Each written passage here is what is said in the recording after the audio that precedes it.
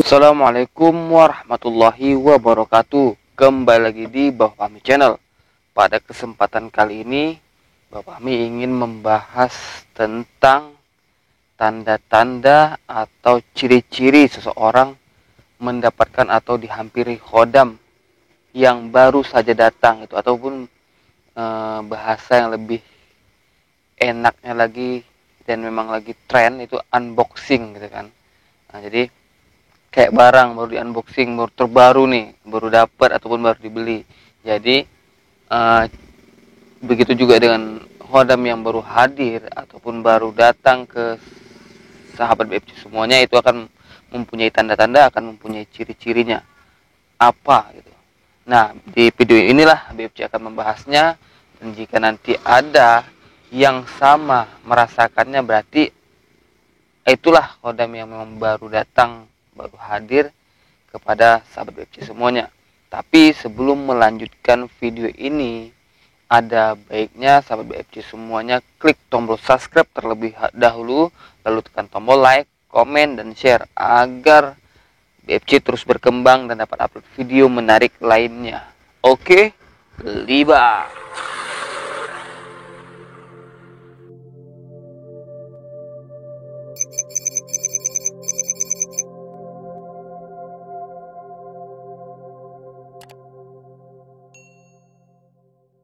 Alhamdulillah, puji syukur kita atas kepada Allah Subhanahu wa taala yang mana sampai saat ini kita masih diberi kesehatan, keselamatan, kekuatan, dan nikmat panjang umur sehingga kita dapat berkumpul berjumpa di Bapak Fahmi Channel. Dan tak lupa pula selawat berangkaikan salam kita hadiahkan kepada junjungan kita Nabi besar Muhammad sallallahu alaihi wasallam, dan semoga dengan seringnya kita bersolawat kita akan menjadi umatnya yang mendapat syafaatnya di hari akhir kelak. Amin ya rabbal alamin. Nah, sebelum kita membahas tentang tanda-tanda atau ciri-ciri seseorang yang memang baru dihampiri oleh khodam yang baru, baik istilahnya itu dari luhur ataupun tidak, itu nanti akan kita bahas di video kali ini. Tapi BFC ingin menyampaikan atau menghimbau, jika ada yang ingin berkonsultasi maka bisa di DM di IG-nya Bapak Fahmi Channel. Jadi kita lanjut ke pembahasan, yaitu tentang tanda-tanda atau ciri-ciri seseorang yang baru dihampiri khodam pendamping. Ya, baik yang udah ada khodam ataupun yang belum, ketika dihampiri oleh khodam yang baru datang itu akan mempunyai tanda-tanda dan ciri-cirinya gitu. Apa aja tanda-tanda tersebut? Yang pertama, pastinya akan merasakan adanya energi yang baru hadir. Dan memang ketika untuk merasakan energi yang baru datang ini, memang orang yang memiliki kepekaan yang ya bisa dibilang lebih lah gitu. Karena ketika kita memang peka terhadap hal tersebut, maka ketika misalnya ini ya memang udah biasa hadir, udah tahu si Anu yang hadir. Ketika ada yang baru, maka dia akan ada perbedaan energi gitu kan. Ya namanya sama kayak manusia juga, lain orang lain karakter, lain orang lain lah pembawaannya ketika berjumpa sama kita gitu. Jadi begitu juga mereka gitu. Ketika datang, maka ada perbedaan ketika yang sering datang sama yang sesekali ataupun yang memang baru saja hadir gitu. Misalnya kayak kedekatan kita sama sahabat, sama teman gitu. Itu akan ada perbedaan di setiap orangnya. Nah, begitu juga dengan mereka gitu. Jadi perbedaan energi itu harus kita rasakan, peka gitu. Jadi adanya energi yang baru datang memang. Nah, jadi itulah tanda yang pertama atau ciri-ciri yang pertama. Dan yang selanjutnya adalah melalui mimpi. Memang terkadang ada orang-orang yang memang kurang peka dengan energi yang hadir, kurang peka terhadap suasana yang memang dalam ruang lingkup gaibnya gitu kan, datang dia tidak terlalu peka, maka cara selanjutnya dia datang melalui mimpi. Mungkin saat pertama ya belum, jadi ketika pertama datang ya belum mimpi, kedua datang belum mimpi, ketiga mungkin karena mungkin kita tidak menghiraukan, memang tidak tahu gitu kan kedatangannya, maka dia akan datang melalui mimpi. Dia akan hadir di dalam mimpi, dan mungkin ada juga pesan-pesan yang disampaikan, ataupun memang ada komunikasi, ataukah memang ada istilahnya yang benda yang diberikannya. Itu tergantung apa niat dan hajat si yang datang tadi ataupun khodam yang mendampingi tadi. Baru yang selanjutnya akan hadir suatu ilustrasi, gambar, ataupun istilahnya sketsa gitu di dalam batin kita, di dalam pikiran kita tentang sosoknya itu tadi. Contohnya nih, kayak kemarin beberapa bulan yang lalu BFC kehadiran sosok gitu kan, ketika BFC duduk ya kan, itu tanpa kita sadari tuh, tanpa istilahnya kita memang memikirkan, tanpa kita sadari dia datang gitu. Misalnya lagi nyantai nih, saudara-saudara atau sahabat BFC lagi nyantai, ya misalnya kayak gini nih di gubuk, ataupun menggeletak-geletak, ataupun rebahan, tiba-tiba tanpa sengaja tuh terlintas pintas lalu sosok gitu. Siapa itu, pasti gitu kan ya. Itu biasanya itu adalah kode ataupun istilahnya cara mereka berinteraksi untuk menunjukkan siapa mereka gitu, siapa sosok mereka gitu. Jadi ketika kita nyantai, ataupun memang kita duduk, ataupun kita memang lagi menenangkan diri, tiba-tiba datang sosok, datang gambaran, ilustrasi, berarti ada yang memang mendekat, ataupun ada yang memang mau ikut gitu dengan sahabat BFC semua. Nah, itu misalnya masuknya ke mata batin juga gitu, penglihatan di mata batin. Karena BFC kemarin tuh lagi nyantai, lagi duduk, ataupun lagi sholawatan dalam hati lah gitu kan. Ya, datang sosok dengan pakaian yang memang pakaian jubah berewokan gitu kan, seperti orang Arab, dan memang ada kayak sorban putihnya di gini, baru ada kayak shawl hijau atau sorban hijau di apanya gitu. Jadi ketika dia datang, karena memang posisinya saat itu memang BFC lagi ya tidak ingin ya terganggu lah gitu, memang ingin istirahat nyantai gitu. Jadi BFC biarkan saja, baru besoknya begitu lagi, baru lebih lagi isinya lebih jelas lagi kelihatan sosoknya tadi, dan memang rasa, oh ini siapa nih, kok lain, kayaknya baru datang. Jadi BFC melakukan komunikasi, lalu BFC bilang kalau memang ingin ikut ya silakan, tapi aku nggak mau macam-macam, nggak mau yang ini itu, ya silakan aja gitu. Karena nggak ada hak kita untuk menyuruh dia ikut atau menolak, ya silakan. Kalau memang dia mau ikut ya ikut,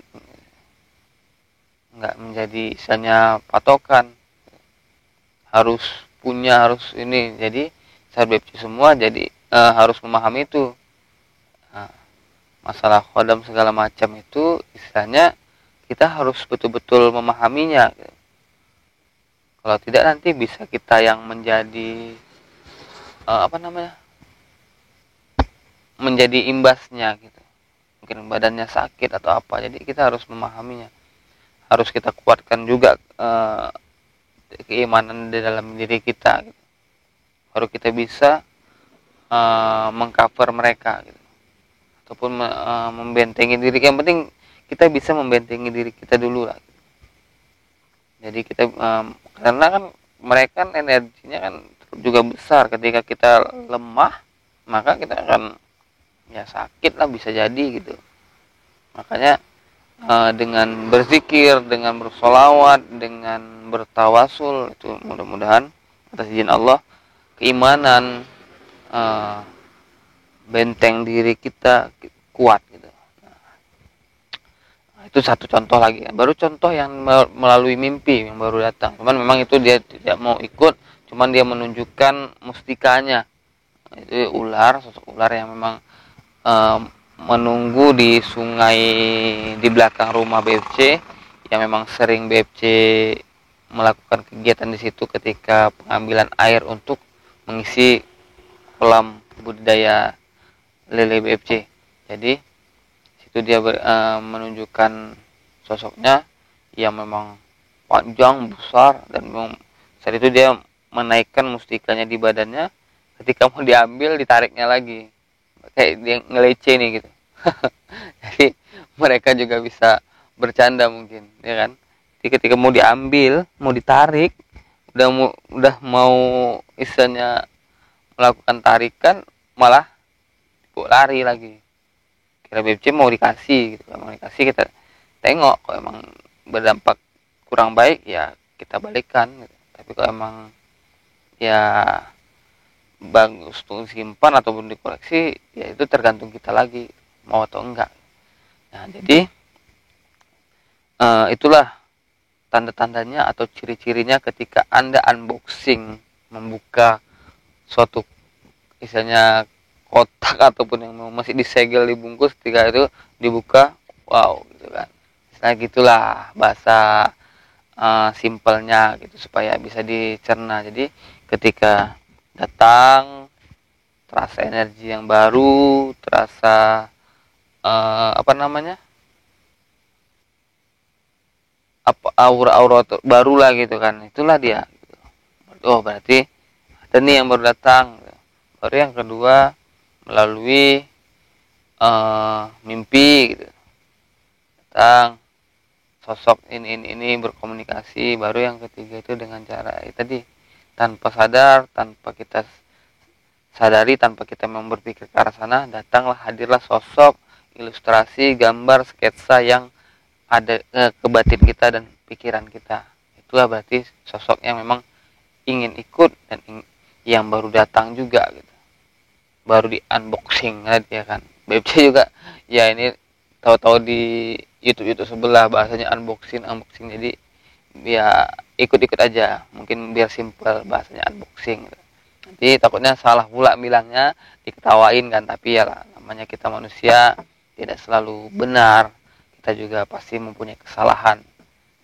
Walaupun itu seorang guru atau seorang awal, itu tetap ada kesalahan, kesilapan. Jadi tetap saling mengkoreksi, saling mengingatkan, saling pedulilah satu sama lain, karena kita adalah satu kesatuan di Nusantara ini, di NKRI ini gitu kan. Tetaplah menjaga kerukunan, jangan sempat terpecah belah karena keegoisan gitu. Jadi tetap tenang, tetap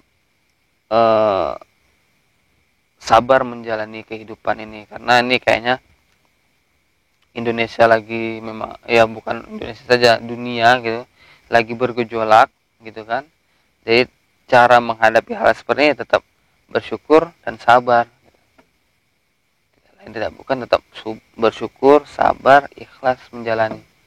Nah, karena sebetulnya kalau dibilang dikaji lagi, ini bukan istilahnya pulihlah negeriku atau sehatlah negeri, tapi diri kita inilah yang kita pulihkan. Mungkin dari cara pola pikir gitu kan. Ya pastinya pola pikir lah, cara istilahnya kepedulian terhadap lingkungan gimana. Itu semua kan jatuhnya ke pikiran, ke hati nurani gitu kan. Bagaimana supaya lingkungan alam ini gitu baik, dan memang nantinya juga berdampak baik kepada diri kita. Kalau kita melakukan keburukan, maka dampaknya buruk. Makanya sekarang dunia ini lagi goyang karena memang banyak keburukan-keburukan yang terjadi. Ini sebatas penambahan lah gitu kan di video ini, banyak kejadian-kejadian terjadi gitu. Ataupun misalnya bisa dibilang keburukan lah gitu daripada kebaikannya gitu, yang misalnya banyak hal-hal buruk yang memang sudah gimana ya dibilangnya, malah orang tuh bangga melakukan keburukan itu. Kalau dulu kan mungkin ada keburukan tapi orang malu gitu. Malu menunjukkannya, tapi sekarang memang sering dipubliskan malah. Jadi ya mungkin itu sajalah yang bisa BFC sampaikan tentang pembahasan pada video kali ini. Lebih dan kurang BFC minta maaf. Akhirul kalam, assalamualaikum warahmatullahi wabarakatuh.